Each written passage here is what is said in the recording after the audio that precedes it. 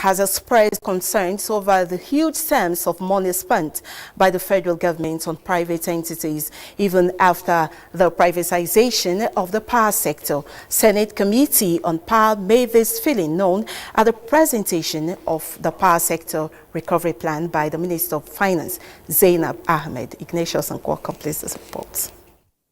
The Senate at plenary mandated its Committee on Power to meet with relevant stakeholders and find out actualities of federal government spending in the power sector and its impact. The public hearing commenced with the Minister of Finance, Zainab Ahmed, making the lead presentation on federal government's financial involvement in the power sector. She explained that the federal government is currently working with some development partners to expand Nigeria's power infrastructure. These include Power Sector Recovery Plan for results with the World Bank to the tune of $750 million. The first part of the PSRP has recently been negotiated and expected to commence implementation once all necessary negotiations and procedures have been met. And therefore, we are privatized. The only thing we owe to these privatized family enterprises will be whatever we sign in the share purchase agreement. Nothing more. The committee observed that while pre-privatization liabilities should be federal government's concern, all post-privatization liabilities should be handled by the private entities. The federal government has injected over 1.5 trillion in form of intervention fund to support the power sector, especially in areas of tariff shortfalls. This has not crystallized into any meaningful improvement in power supply as expected. At another public hearing, the Senate Committee on Science and Technology advised the Accountant General of the Federation to ensure the remittance of statutory funds to the National Agency for Science and Engineering Infrastructure. The concept is that the Senate should be the agency that will propel Nigeria into industrialized economy.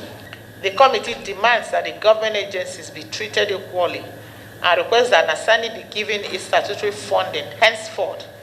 I have not seen any administrative correspondence via my ministry, which should come from the Ministry of Science and Tech to my ministry, and that should be minuted to me, and that will reject action.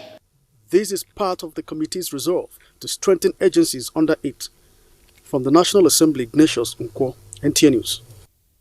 Now let's take a look at the NBC amendment called Broadcasting is Dynamic, so are the challenges regulating the industry. Acting Director General, National Broadcasting Commission, Professor Armstrong Idachaba said this while stating the federal government stands on the proposed amendments of the nation's 6th Broadcasting Code. Adebola Brooks in Sunday has the details.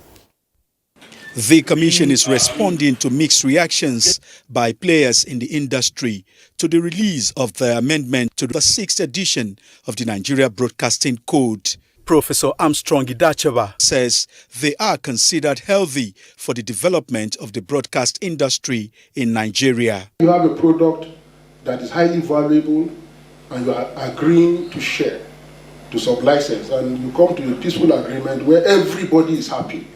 Of course, the NBC will have no role to play. It's a simple business market decision. Professor Idachaba told newsmen that the current amendment is aimed at making the industry more responsive to emerging realities in the broadcast ecosystem.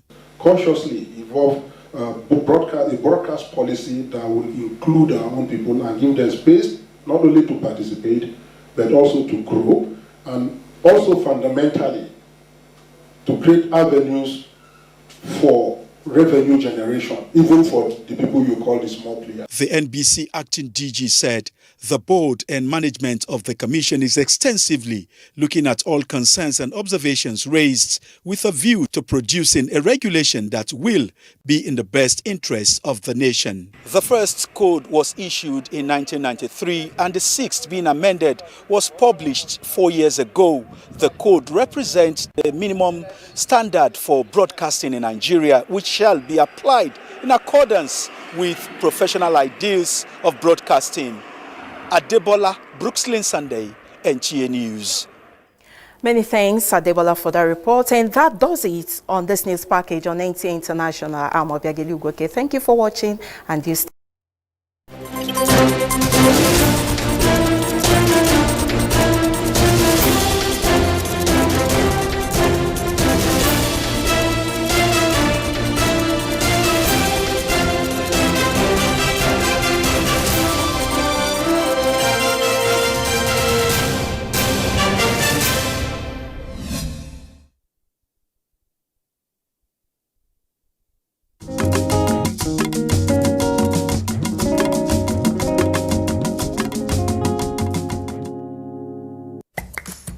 Hours a day, 7 days a week.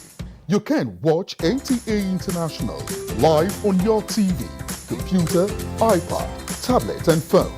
Log on to visiontv.co.uk and click on Entertainment, then NTAI. You can also download the iOS or Android app on your mobile devices to watch NTA International on the go, anywhere in the world. NTA International, your window to the world. You can follow us on all our social media platforms: Facebook at NTA Network News, Instagram at NTA Network, Twitter at NTA News Now, YouTube at NTA News Online. Or visit www.nta.ng. For live streaming, visit www.nta.ng/live. Now, you can stay updated on the go, be it on your TV, iPhone, laptop or iPad, or download the NTA mobile application from your Play Store or App Store. NTA, you can beat the rich. I am...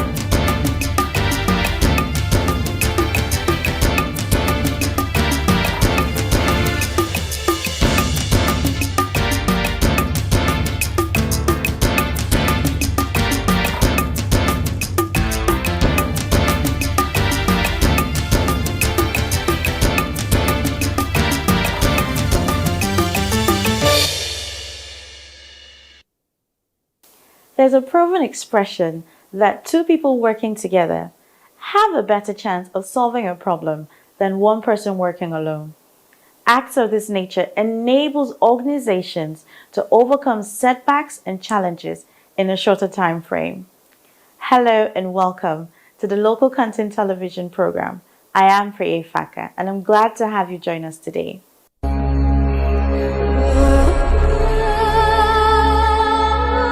The Nigerian Content Development and Monitoring Board, NCDMB, is calling on the public to follow the instructions of the Federal Ministry of Health on how to prevent the coronavirus spread. Regularly and thoroughly wash your hands with soap under running water or use alcohol-based sanitizer if water is not available. Cover your mouth and nose with your bent elbow or tissue when coughing or sneezing and dispose of the used tissue immediately. Avoid touching your eyes, nose and mouth with unwashed hands. Maintain at least 1.5 meters, that is 5 feet distance between yourself and anyone who is coughing or sneezing. Avoid contact with people if you have traveled recently to a country with COVID-19 outbreak in the last 14 days. If you have a fever, cough or breathing difficulty, call the Nigerian Center for Disease Control, NCDC, at 0800-9700-0010. Let us work together to stop the spread of the coronavirus.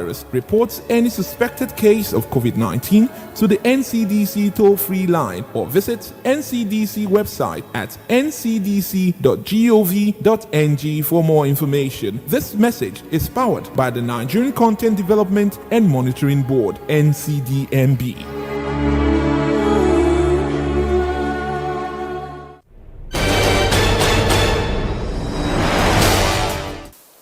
On this episode, we bring you the inaugural ceremony of the new Governing Council of the Nigerian Content Development and Monitoring Board, held in Abuja. Keep watching.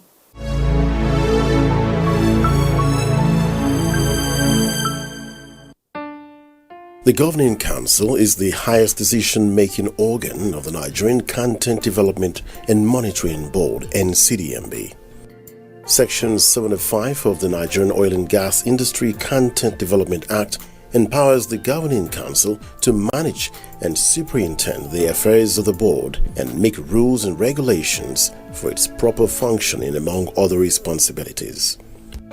The council is made up of the Minister of Petroleum Resources as the chairman, the Executive Secretary of NCDMB as Secretary of the Council, and representatives of the Nigerian National Petroleum Corporation, Department of Petroleum Resources, Ministry of Petroleum Resources, Petroleum Technology Association of Nigeria, Nigerian Content Consultative Forum, the Council for the Regulation of Engineering in Nigeria, and National Insurance Commission. Recently, at a brief ceremony in Abuja, a new governing council was inaugurated by the Honorable Minister of State for Petroleum Resources, Chief Temitope Silva. The new governing council members are Peace Oyambo Owe from the Ministry of Petroleum Resources, the first female to be on the council. Engineer Saraki Awalu, Department of Petroleum Resources.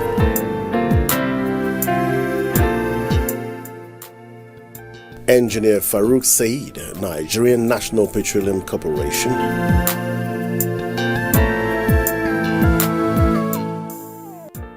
Lauren Dari Thomas, National Insurance Commission.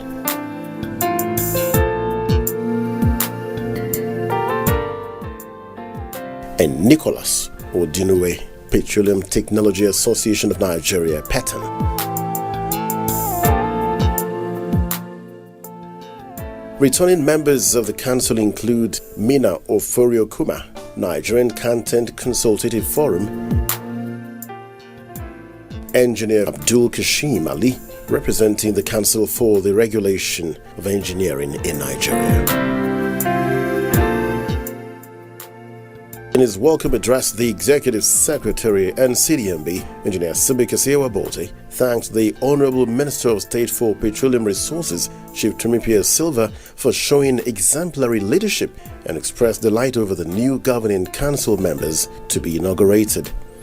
On behalf of the management and staff of NCDMB, I want to profusely thank the Honorable Minister of State for Petroleum Resources for his leadership and guidance in all our dealings. We are delighted that under his leadership, we are growing in leaps and bounds, and history is being made in the industry, and even as we gather together in this room. It is on record that we took the final investment decision and signed a multi-billion-dollar contract for the execution of the NLNG Train 7 project, right in the thick of a global pandemic. We at the board are extremely grateful for the extensive roles you played to get the Train 7 project across the finish line. You have made history by putting an end to the 7-year drought of major FIDs in the oil and gas industry. At NCDMB, we are always excited when projects such as the NLNG Train 7 get sanctioned so that our in-country capacities can be utilized and grown for further opportunities. We are also making history, sir, in this room as we are about to witness the inauguration of the first ever female member of our governing council. We are really excited and grateful. We are really excited and grateful at the diversity and caliber of the incoming members of our governing council. At NCDMB, we pride ourselves in the promotion of diversity in our activities. Engineer Wabote also spoke about the importance of local content in the context of the global COVID-19 crisis.